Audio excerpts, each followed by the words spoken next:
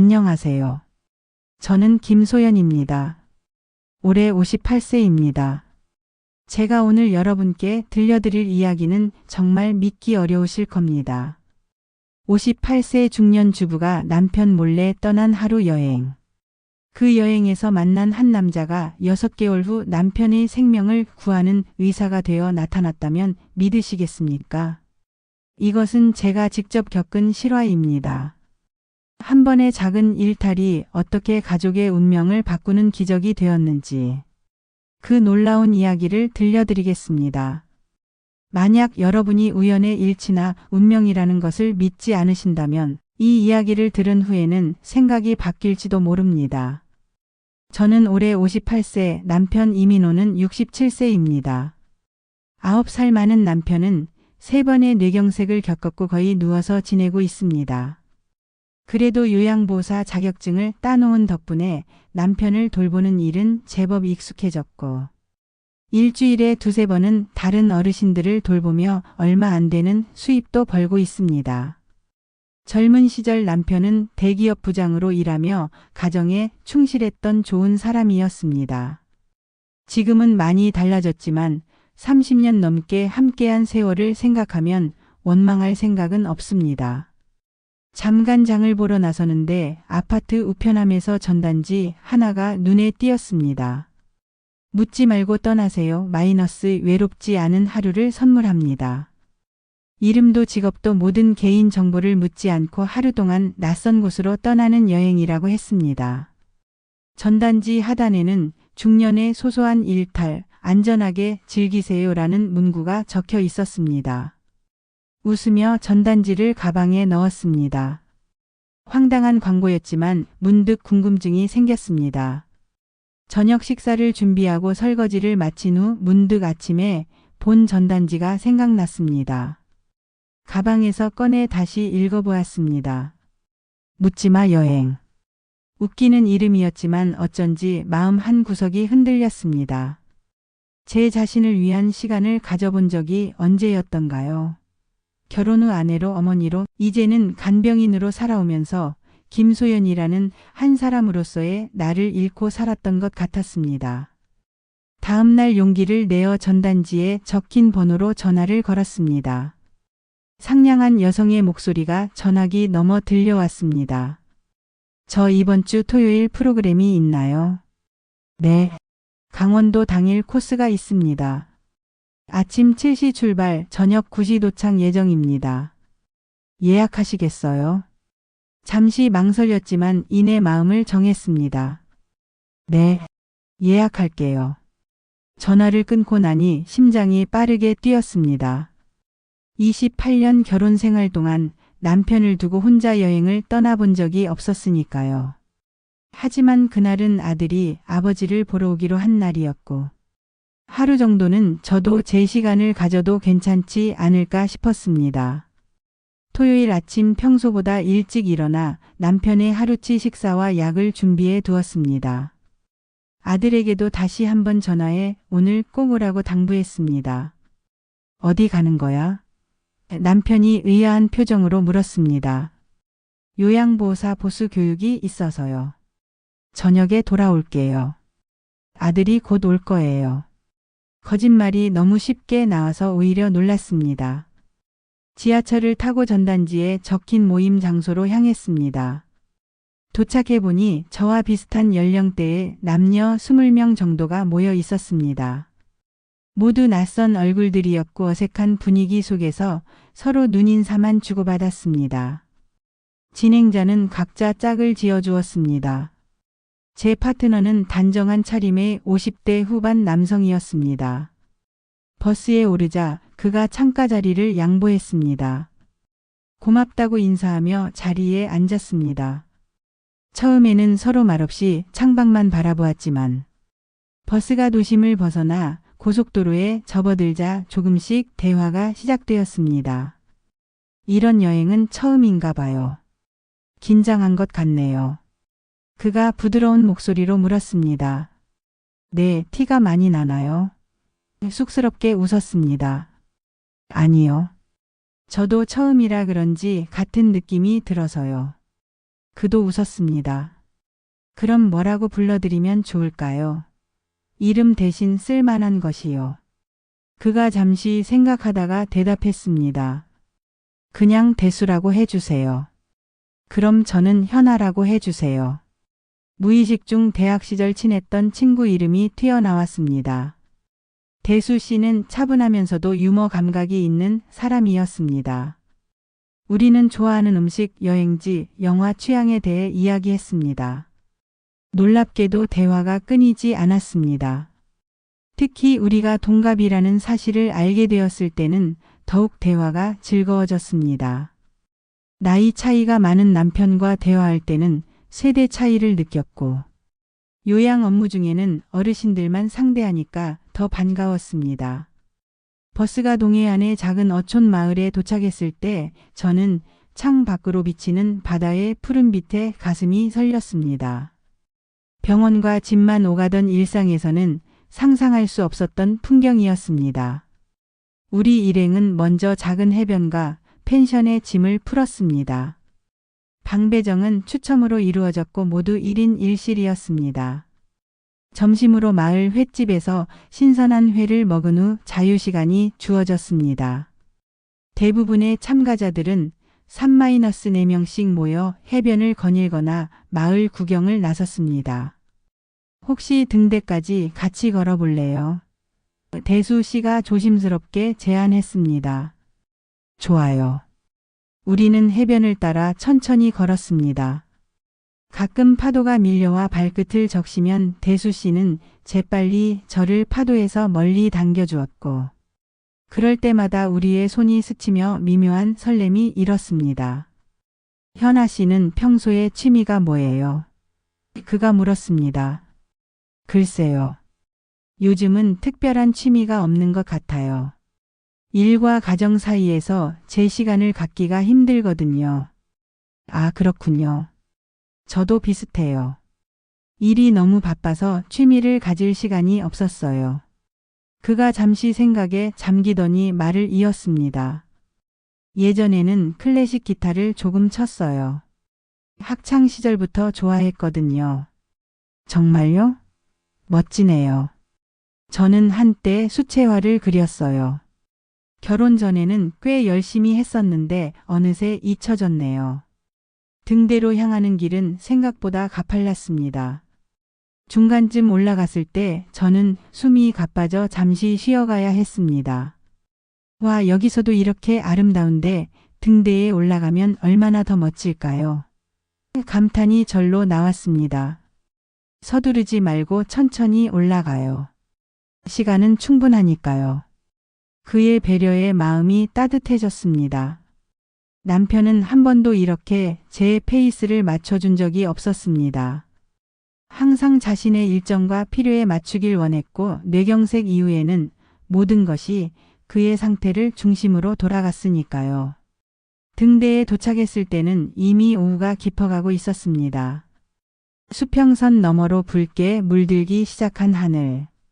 그 아래 끝없이 펼쳐진 푸른 바다. 현아 씨, 저기 보세요. 대수 씨가 수평선 위로 날아가는 갈매기들을 가리켰습니다. 정말 자유롭게 보이네요. 자유롭다. 그런 느낌을 오랜만에 느끼네요. 그가 말했습니다. 우리는 등대 난간에 기대어 한동안 말없이 풍경을 감상했습니다. 바다에서 불어오는 바람이 머리카락을 흐트렸지만 그것조차도 상쾌하게 느껴졌습니다. 이렇게 낯선 사람과 함께 있는데도 이상하게 편하네요. 현아 씨와 있으면. 그 말에 저도 고개를 끄덕였습니다. 저도요. 아마도 서로에 대해 아무것도 모르니까 오히려 더 솔직해질 수 있는 걸까요? 그럴지도 모르겠네요. 어느덧 해가 지기 시작했고 우리는 등대에서 내려와 해변으로 돌아가기로 했습니다. 내려가는 길은 올라갈 때보다 수월했지만 어두워지기 시작한 길에서 발을 헛디뎌 중심을 잃을 뻔했습니다. 조심하세요. 대수 씨가 재빨리 제 팔을 잡아주었습니다. 그의 손길이 팔에 닿은 순간 전기가 통한 것처럼 짜릿함이 느껴졌습니다. 그도 뭔가를 느꼈는지 잠시 움직임을 멈추었습니다. 우리의 눈이 마주쳤고 그의 눈동자에 비친 노을빛이 유난히 아름다워 보였습니다. 감사해요. 작은 목소리로 말했습니다. 그는 여전히 제 팔을 잡은 채로 주변을 둘러보더니 제안했습니다. 저기 바위 보이시죠? 잠시 앉아서 노을을 볼까요? 너무 아름답네요. 바위에 나란히 앉아 바다 위로 펼쳐지는 황홀한 노을을 바라보았습니다. 하늘은 붉은색, 주황색, 보라색이 뒤섞인 팔레트 같았고 그 색들이 바다 위에 물들어 마치 꿈 같은 풍경을 만들어냈습니다. 이런 걸 함께 볼 사람이 있다는 게 행복한 일이네요. 대수 씨가 조용히 말했습니다.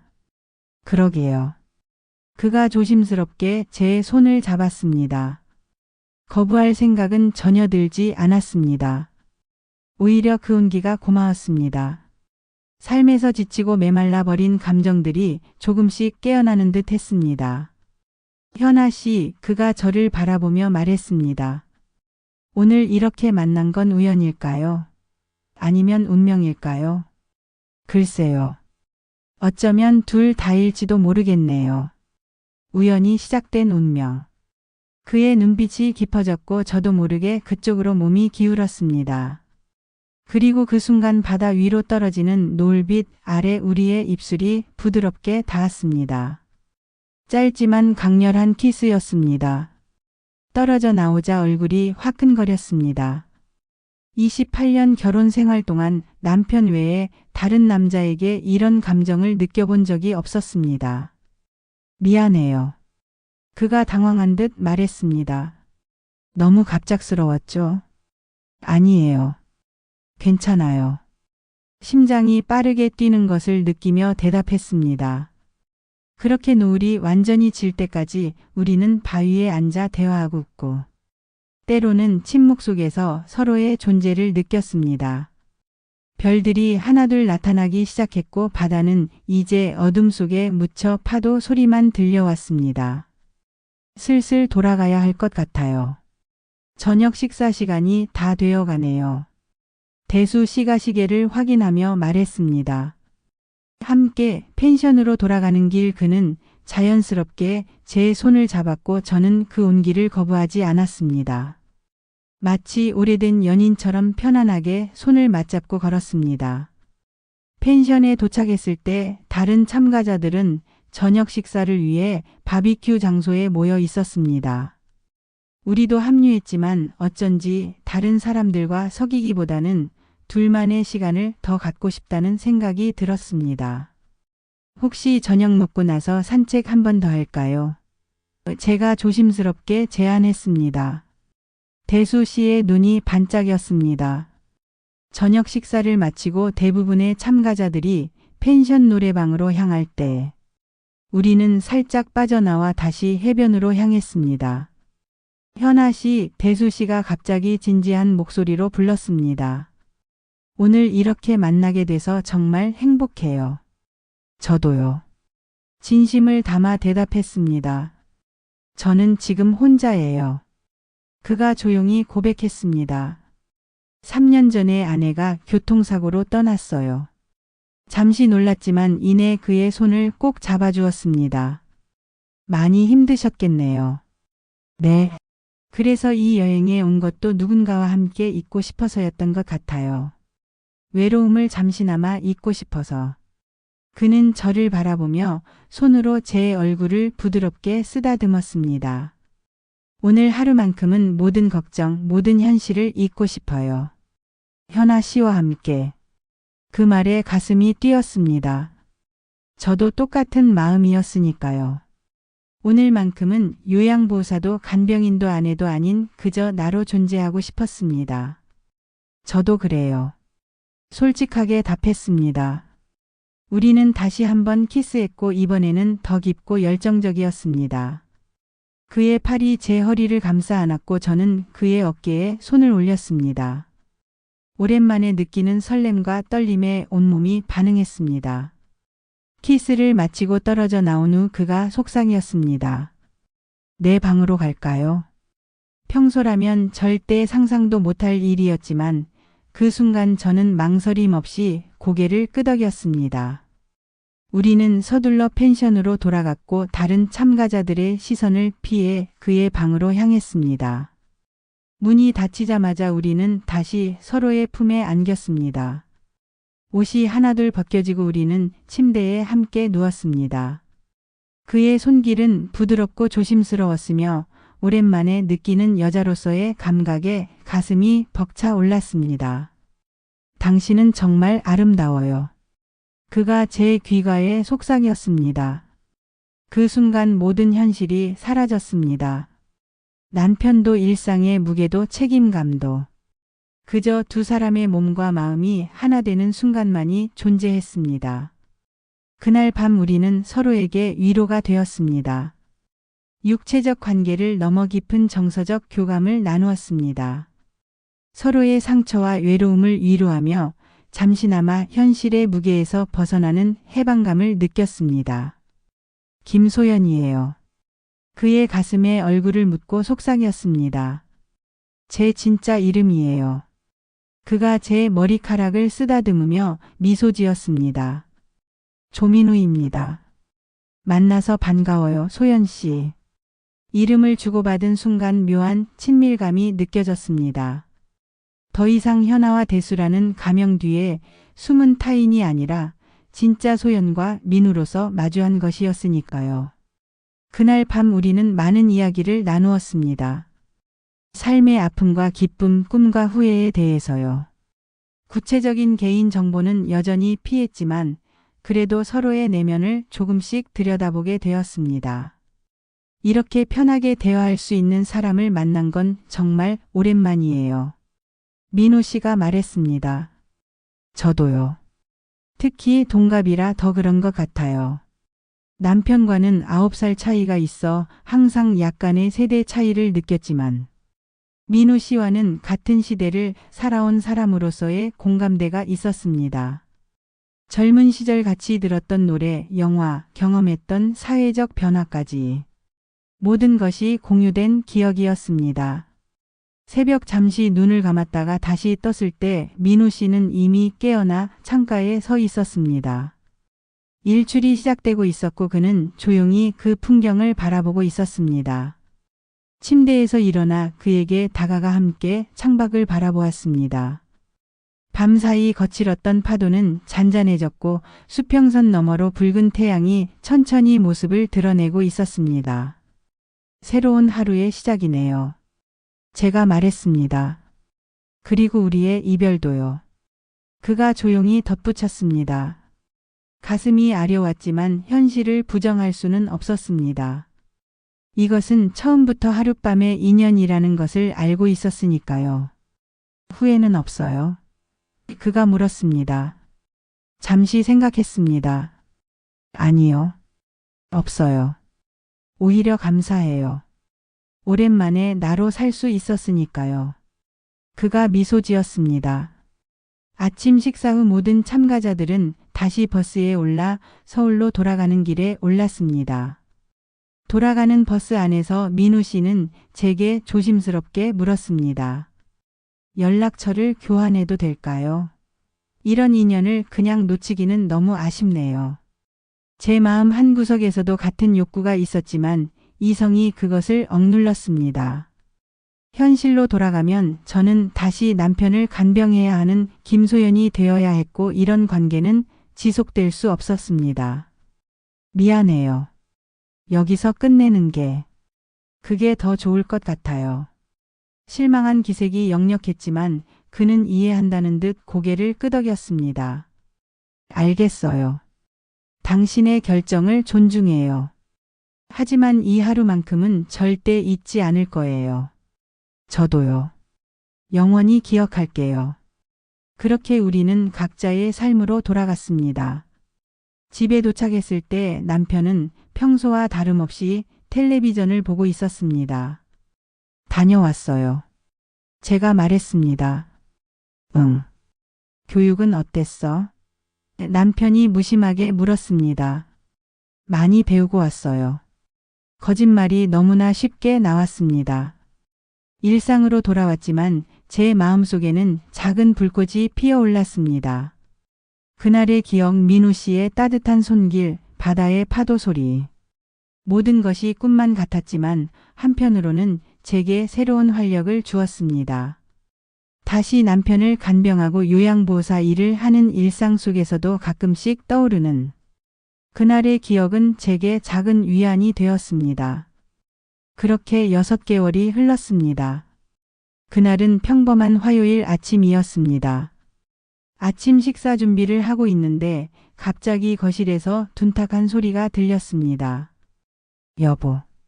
허둥지둥 거실로 달려가 보니 남편이 소파 옆에 쓰러져 있었습니다.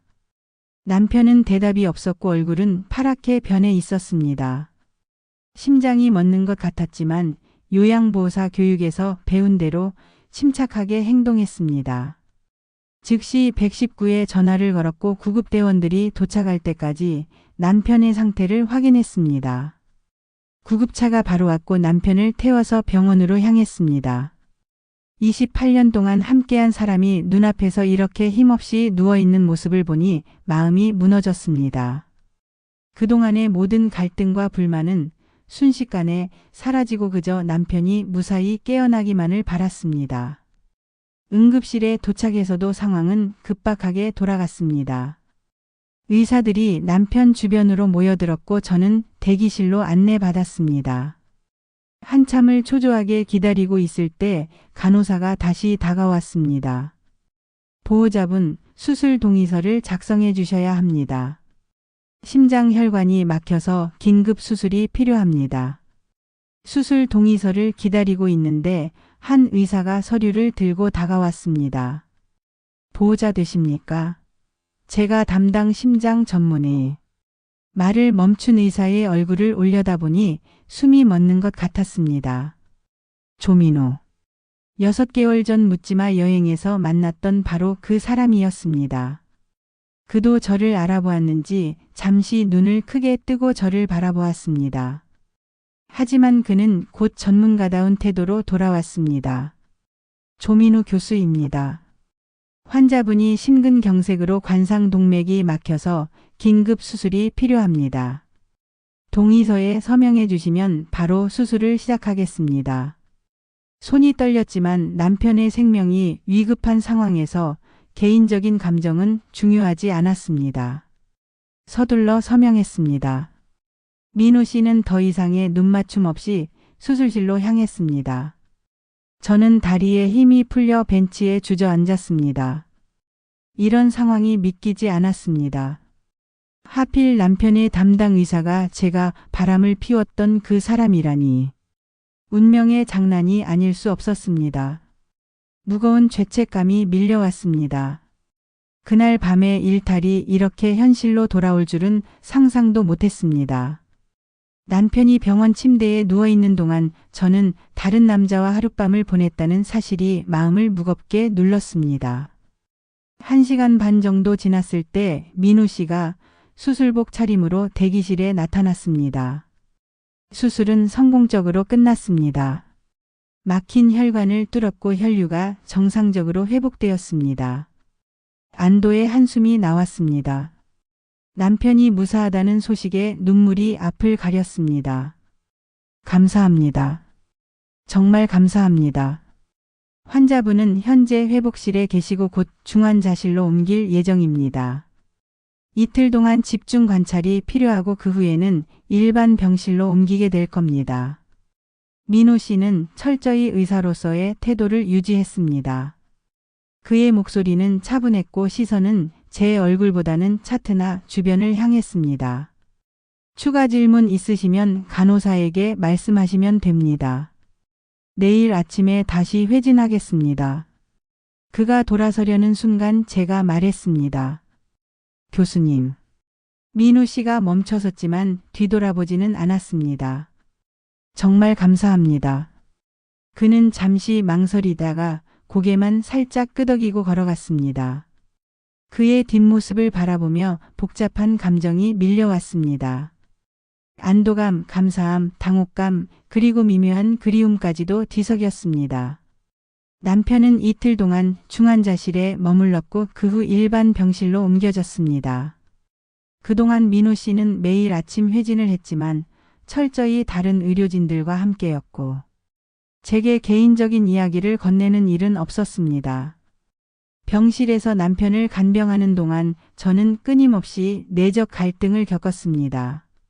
남편이 병석에 누워있는 동안 다른 남자와 하룻밤을 보냈다는 죄책감이 마음을 무겁게 눌렀습니다. 그런데 하필 그 남자가 지금 남편의 생명을 구한 의사라니. 운명이 저를 놀리는 것만 같았습니다. 일주일째 되는 날 아침, 간병인을 잠시 불러 남편을 부탁하고 병원 옥상에 올라갔습니다. 답답한 마음을 조금이라도 달래고 싶었습니다. 차가운 아침 공기와 함께 서울 시내가 한눈에 내려다 보였습니다. 소연 씨. 놀라서 뒤돌아보니 민우 씨가 서 있었습니다. 그도 잠시 휴식을 취하러 온 것 같았습니다. 아, 교수님. 여기서 뵐 줄은 몰랐네요. 잠시 어색한 침묵이 흘렀습니다. 그가 제 옆으로 다가와 난간에 기대섰습니다. 환자분 상태가 많이 좋아지고 있어요. 회복이 빠르신 편이에요. 네, 정말 감사해요. 교수님 덕분에. 다시 침묵이 이어졌습니다. 바람 소리만이 우리 사이를 채웠습니다. 이상하죠? 제가 먼저 입을 열었습니다. 이상하게 인연이 닿았네요. 그날 묻지마 여행에서 만난 사람이 남편의 생명을 구하다니. 민호 씨는 잠시 생각에 잠기더니 고개를 끄덕였습니다. 운명이라는 게 참 예측할 수 없는 것 같아요. 제가 잘못한 걸 깨달으라고 남편이 아프고 민우 씨가 나타난 걸까요? 그런 생각은 하지 마세요. 우리가 만난 것과 제가 남편분을 수술한 것은 별개의 일이에요. 제가 당직이어서 제가 가장 가까이 있던 심장 전문의였기 때문에 그렇게 된 거죠. 그런 거겠죠. 소연 씨, 그가 조심스럽게 말을 이었습니다. 저는 그날 밤을 후회하지 않아요. 하지만 지금은 제가 환자분의 담당 의사이고 당신은 환자의 아내이시니까요. 알아요. 저도 그날은 그날로 두려고 해요. 환자분이 완전히 회복되시면 정기 검진만 받으시면 돼요. 그때는 다른 의사를 배정해 드릴 수도 있고요. 아니요. 괜찮아요. 제가 고개를 저었습니다. 교수님은 그저 남편의 담당 의사일 뿐이에요. 우리는 그냥 그날의 기억만 간직하면 될 것 같아요. 그가 고개를 끄덕이며 제 눈을 바라봤습니다. 그 눈빛 속에는 이해와 존중이 담겨 있었습니다. 환자분 퇴원하실 거예요. 오늘 상태를 보고 결정하겠지만 빠르면 내일 모레 정도. 네, 감사합니다. 사흘 후 남편은 예상보다 빠르게 회복하여 퇴원할 수 있게 되었습니다. 민우 씨는 퇴원 당일 아침에 마지막 회진을 했고 퇴원 후 관리 방법과 다음 진료 일정에 대해 자세히 설명해 주었습니다. 앞으로 약은 꼭 정해진 시간에 드시고 한 달 후에 외래로 방문해 주세요. 고맙습니다. 교수님 덕분에 살았네요. 남편이 말했습니다. 아닙니다. 제 환자의 건강을 위한 일인걸요. 민호 씨의 시선이 잠시 저를 향했고 우리는 짧게 눈빛을 주고받았습니다. 그 안에는 말로 표현할 수 없는 많은 감정이 담겨 있었습니다. 집으로 돌아온 후 일상이 다시 시작되었습니다. 남편의 상태가 이전보다 더 심각해져서 간병에 더 많은 시간을 써야 했지만 한편으로는 그가 살아있다는 사실만으로도 감사했습니다. 한 달 후 정기검진을 위해 다시 병원을 찾았습니다. 남편은 휠체어를 타고 진료실로 들어갔고 민우 씨는 평소와 같이 전문적인 태도로 진료를 보았습니다. 상태가 매우 좋아지셨네요. 앞으로는 3개월에 한 번씩만 검진 받으시면 될 것 같습니다. 남편은 기뻐하며 민우 씨에게 거듭 감사 인사를 전했고 저 역시 고개를 숙여 감사함을 표했습니다. 때때로 남편은 제게 이렇게 말하곤 했습니다. 정말 조 교수님이 날 살렸다니까. 그분 아니었으면 난 이미 저승에 가 있었을 거야. 그럴 때마다 가슴이 미묘하게 조여왔습니다. 남편은 모르겠지만 민호 씨는 단순히 의사로서 그의 생명을 구한 것 이상의 의미가 저에게 있었으니까요. 그렇게 시간은 흘러 6개월이 지났습니다. 남편의 상태는 안정되었고 이제 정기 검진만 잘 받으면 큰 문제는 없었습니다. 어느 날 남편의 정기 검진을 위해 다시 병원을 찾았을 때 진료실 앞에서 간호사가 저희를 맞이했습니다. 오늘은 박 교수님께서 진료 보실 거예요. 조 교수님께서 해외 연수를 가셔서요. 놀라움과 함께 미묘한 실망감이 찾아왔습니다. 하지만 이게 더 자연스러운 결말이라는 생각도 들었습니다. 진료를 마치고 나오는 길에 간호사가 저를 불렀습니다. 김소연 씨 맞으세요? 조 교수님께서 이걸 전해 달라고 하셨어요. 그녀는 작은 봉투를 건넸습니다. 집에 와서 열어보니 간단한 메모와 함께 작은 책이 들어 있었습니다. 소연 씨에게 남편분의 건강관리에 도움이 될 만한 책을 보내드립니다. 그리고 그날의 기억은 저에게도 소중합니다. 항상 건강하세요. 마이너스 조민호. 메모를 읽고 나니 눈시울이 뜨거워졌습니다. 메모 아래에는 작은 추신이 적혀 있었습니다. 묻지 말아야 할 여행도 때로는 소중한 인연을 만들어주는 것 같습니다. 책은 심장질환자의 일상관리에 관한 책이었지만 그 안에는 작은 책갈피가 끼워져 있었고 거기에는 우리가 갔던 바다와 해변의 사진이 담겨 있었습니다. 그날 아침 민우 씨가 혼자 바다를 바라보며 찍은 사진인 듯 했습니다. 그 사진을 보며 문득 깨달았습니다. 우리의 만남은 비록 짧았지만 그 인연이 남편의 생명을 구했고 어쩌면 저에게도 작은 위안을 주었다는 것을. 비록 우리는 각자의 길을 가게 되었지만 그날의 기억은 영원히 마음 한구석에 남아 있을 것입니다. 어쩌면 인생은 정말 묻지 않고 떠나는 여행인지도 모릅니다. 목적지를 모른 채 시작하지만 그 여정에서 만나는 사람들과 경험이 우리를 예상치 못한 곳으로 이끌어가는, 그리고 그 모든 순간이 의미 있게 연결되어 있다는 걸 깨닫게 해주는 여행인 것입니다. 여러분은 어떻게 생각하시나요? 정말 운명이라는 것이 존재할까요? 댓글로 여러분의 의견을 들려주세요. 비슷한 경험이 있으시다면 꼭 공유해 주시고요. 때로는 자신만을 위한 작은 일탈이 예상치 못한 기적을 불러올 수 있다는 것을 저는 이제 알고 있습니다.